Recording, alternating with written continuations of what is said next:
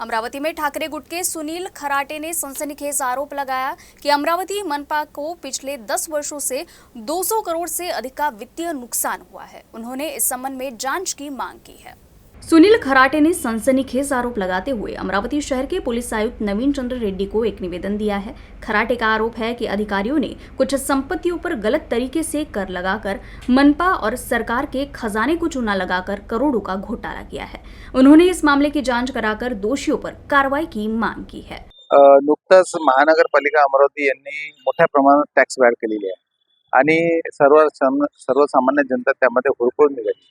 त्या गोष्टीच्या सगळ्या खोलात गेल्यानंतर त्या प्रकरणात म्हणजे ज्या कंपनीला यांनी असेसमेंट करण्याचा कॉन्ट्रॅक्ट दिला त्यापासून तर सध्याच्या स्थितीत यांनी मोठा भ्रष्टाचार केला। तर त्या स्थापत्य कंपनी म्हणून त्यांनी एका कंपनीला कॉन्ट्रॅक्ट दिला।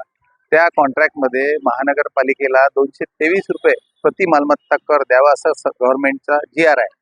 ते सोडून यांनी याच कंपनीनं पनवेल महानगरपालिकेत 387 रुपये प्रति मालमत्ता एवढा पैशामध्ये ते मोजणी केली आहे। तक्रार झाली, त्या तक्रारीचा आजपर्यंत कुठेही काही झालेलं नाही। म्हणून माझा आरोप आहे की जनतेच्या पैशाचा या मोठ्या प्रमाणात जो अपव्यय झालेला आहे त्याची चौकशी व्हावी आणि चौकशी अंती दोषी अधिकारी आणि दोषी कर्मचारी या सगळ्यांवर कारवाई व्हावी।